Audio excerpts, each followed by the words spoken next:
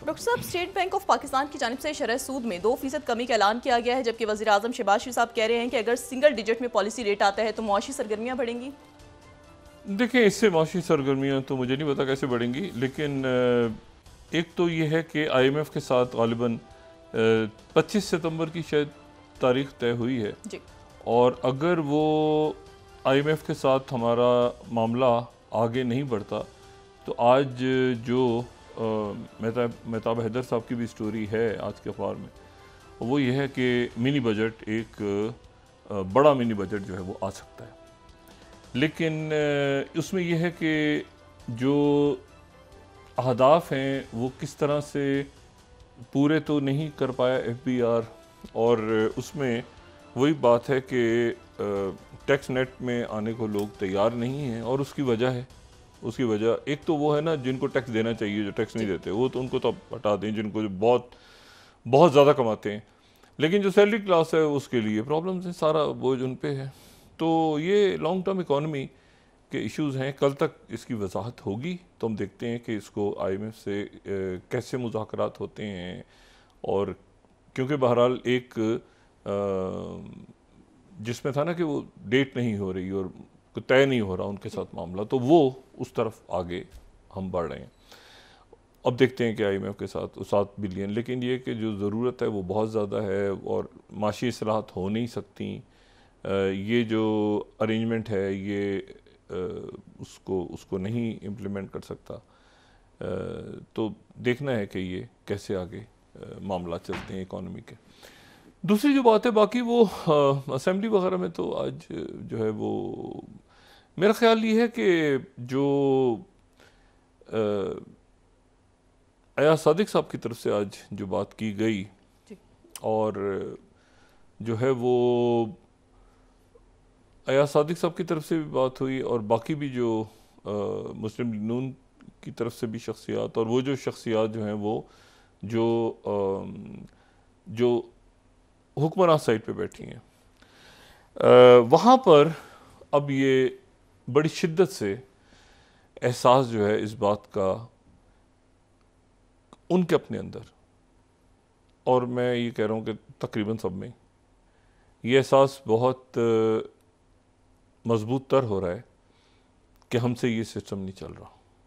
ये हमने जो उठा तो लिया है अपने सर पे सारा, लेकिन ये है कि ये चल नहीं रहा, और बहुत अरसे तक शायद हम PTI को उनके देखो, वो तो 9 मई और बाकी जो मामला हैं वो तो अदालतें तय कर रही हैं, बाकी वो अलग है, लेकिन उस बयानिए के साथ हम जो पूरी रियासत के अमूर हैं वो नहीं चला सकते। ये बात अब जो है वो आपको मुख्तलिफ शख्सियात की तकारीर से ज़ाहिर होना शुरू हो जाएगी, जिसकी वजह से ये पार्लियामेंट को बचाने का, या जो चार्ट ऑफ पार्लियामेंट और ये बातें सारी हो रही हैं कि आज आपके साथ हुआ कल हमारे साथ भी हो सकता है, और ये और ऐसी तरह की बात। अब ये कोई बात नहीं कर रहा कि अगले 3 साल या 4 साल पूरे होंगे इस सिस्टम के तहत। इनको भी एहसास है कि अब ये बहुत ज़्यादा मामला, और ये एहसास जो है ये अच्छा है, ये ठीक है एहसास, क्योंकि देखें ये एहसास हुआ कैसे। पहली बात तो ये कि ये अचानक कैसे हुआ, मामला तो पहले भी चल रहे थे, घन गरज तो हो रही थी ना पहले भी, लेकिन वो घन गरज जो है वो उस दिन जो है उस घन गरज ने उस दिन दम तोड़ दिया। यानी घन गरज तो हो रही थी, ज़ाहिर PTI उधर से भी जलसा हुआ, उधर से भी लोग, जो अलीमीन गंडापुर साहब की जो तकरीर थी उस पर बहुत अक्रॉस द बोर्ड लोगों ने उस पर एतराज़ात उठाए कि भाई ये बात उनको नहीं करनी चाहिए थी। लेकिन उसके बाद जो अगले दिन हुआ, जो पार्लियामेंट में हुआ, और वो जो है वो जनाब वो इस अरेंजमेंट में मौजूद जो वुज़रा हैं या जो हुक्मरान हैं इस वक्त, उनको ही नहीं पता कि क्या हुआ है। वही पूछ रहे हैं अगले दिन कि जी ये क्या हुआ है, हमें यहाँ बुला के CCTV फुटेज से दिखाया जाए। और फिर वो आज जो अरकान जो तहरीक इंसाफ के अरकान थे वो आए, और वो जो है उनको पेश किया गया, और अब वो कह रहे हैं जी बाहर से अरेस्ट हुए, अंदर से हुए, मगर ये है कि किसने किया, कैसे किया, ये जो है ये परेशानी की बात तो है ना। देखिए ना, मोहसिन नकवी साहब जो है वो क्रिकेट बोर्ड की मीटिंग, ज़ाहिर है क्रिकेट भी एक इम्पॉर्टेंट इशू है, वो उसको पीसीबी का इजलास कर रहे थे। अब किसने किया, कैसे हुआ, क्या हुआ, वो जनाब एक अजीब सा सवाल। और स्पीकर साहब जो हैं एयाज सादिक साहब, मैंने पहले भी जिक्र किया था, एयाज सादिक साहब उन शख्स, एयाज सादिक साहब जो हैं ये इमरान खान साहब के ज़ाती दोस्त भी हैं, पढ़े भी साथ हुए हैं ये। इस उससे हट के वैसे बड़े, यानी आप समझें कि सुलझी हुई शख्सियत है। लेकिन वो आज इस उस पर आ गए थे, मैं मुझसे ये जितना मेरे पर दबाव है, तो मैं इसमें इशारा उन्होंने ऐसे लगा जैसे वो कह रहे हैं कि मैं छोड़ दूंगा सीट, या इस तरह करके उन्होंने बात की। क्योंकि जाहिर है कि हर तरफ से ये बात हो रही है, और जो बेंचेस पे मौजूद लोग हैं उनको भी है कि भाई एक मिनट, ये तो बड़ा अजीब सा मामला हुआ है। अगर उधर से लोग चुके गए और हमें नहीं पता चला, तो कल को हम चुके जाएंगे और हमें नहीं पता चलेगा। अजीब सी बात है ना, मतलब ये तो बड़ी अजीब सी बात है। मतलब चुकने वाले तो चुक के किसी को भी ले जाए, पता ही नहीं किसी को, तो भाई कौन चुका गया, कौन छुट गया, क्या हुआ। तो मुझे जो है ना, ये नहीं चल रहा सिस्टम। और एक इसमें हल, ये अभी हमारी, इससे हम निकल जाएंगे, ये जो इकॉनमी है ना, इंशाल्लाह इससे हम निकल जाएंगे इस इशू के। वो क्योंकि उसमें देखें, ये जो डिफ़ॉल्ट वगैरह की बातें, ये तो सवाल ही पैदा नहीं होता, इस तरफ तो है ही नहीं किस्सा। किस्सा बस ये है कि ये बोझ किस पे पड़ता है, आवाम पे पड़ता है या ये बदमाशियों पे पड़ता है। और ये उस वक्त तक ठीक नहीं होगा, आई रिपीट, जब तक एक रुथलेस अक्रॉस द बोर्ड तमाम के तमाम जो इस मुल्क में जो एलीट है उसको शिकंजे में नहीं लाया जाएगा। सियासत को एक तरफ रख के, पसंद नापसंद को एक तरफ रख के, क्योंकि एलीट्स में भी तो आपस में पसंद नापसंद होती है ना, उनकी आपस की भी तो लड़ाइयाँ हैं। जैसे गरीबों की लड़ाई होती है आपस में, उनकी वो चाय की प्याली पे हो जाती है, ठीक है, और जो है वो एक रोटी के ऊपर लड़ाई हो जाती है। तो एलीट जो है उनकी भी तो अरबों खरबों के ठेकों पे होती है ना लड़ाई। तो उनके भी अपने मामले, उनके भी अपने दुख हैं ज़िंदगी के। एक साहब मुझे मिलने में, मेरा बहुत नुकसान हो गया। मैंने कहा जी क्या नुकसान हुआ आपका?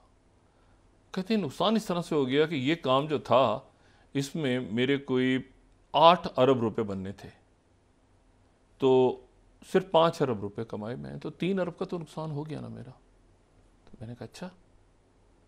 तो वो इस बात पे दुखी थे कि जो उन्होंने पैसा कमाया 2 नंबरी से, वो 8 की जगह 5 अरब क्यों था। तो उनके अपने दुख हैं।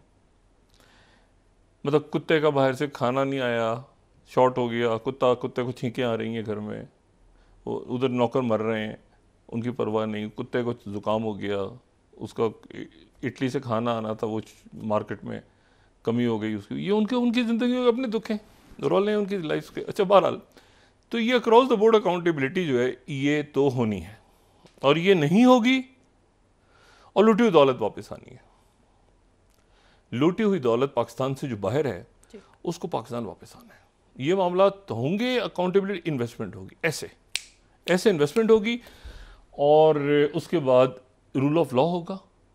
ये सिस्टम कैसे चलेगा, पार्लियामेंट कैसे है, उसके अपने मामलात, अदलिया का एहतसाब। देखें ना, पिछले दिनों कितने मामलात हुए हैं अदालत के ऊपर, जज रिज़ाइन कर गए, बाकी अच्छा नहीं तासुर जा रहा।